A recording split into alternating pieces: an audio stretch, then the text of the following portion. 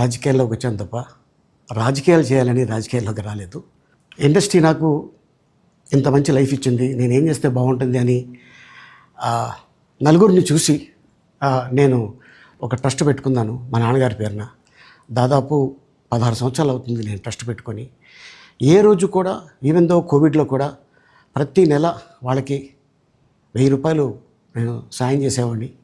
కోవిడ్లో కూడా ఆపకుండా అలా కంటిన్యూగా సాయం చేస్తూనే ఉన్నాను. చాలామందిని నా కుటుంబంలో అవ్వచ్చు, బయట వాళ్ళు అవ్వచ్చు, చుట్టాల్లో అవ్వచ్చు, చాలామందికి చదివించాను నేను. అండ్ అలాగే మా తల్లిదండ్రులు నాకు ఇచ్చిన ఆ ఒక గుణం అది అందరితో పంచుకోవాలని చెప్పి ఉద్దేశంతో నేను ట్రస్ట్ కూడా పెట్టుకున్నాను. నా ఇన్కంలో దాదాపు 20% నేను ట్రస్ట్కి ఇవ్వటం జరుగుతుంది. గతంలో కూడా చెప్పా, ఫారిన్ కంట్రీస్లో ఏదైనా ఈవెంట్స్ చేస్తే దాంట్లో నుంచి 60% ట్రస్ట్కి వెళ్ళి 40% నేను తీసుకునేవాడిని.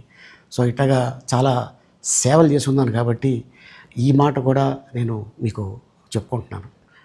అండ్ అలాగే నేను వ్యక్తిగతంగా ఎవరి మీద ఏ పార్టీలో ఉన్నా కూడా నేను నా పార్టీ గురించి నేను పొగుడుతాను, అక్కడ ఉన్న వ్యక్తి ఎమ్మెల్యే క్యాండిడేట్ గురించి నేను పొగుడుతాను, నా నాయకుడిని నేను పొగుడుతాను తప్ప ఎప్పుడు ఎవరిని కూడా ఒక మాట అంటాం కానీ వాళ్ళ లైఫ్ గురించి కానీ వాళ్ళ పర్సనల్ లైఫ్ గురించి కానీ ఎప్పుడు కూడా ఏ వేదిక మీద కూడా మీరు వెతికినా కూడా దొరకదు.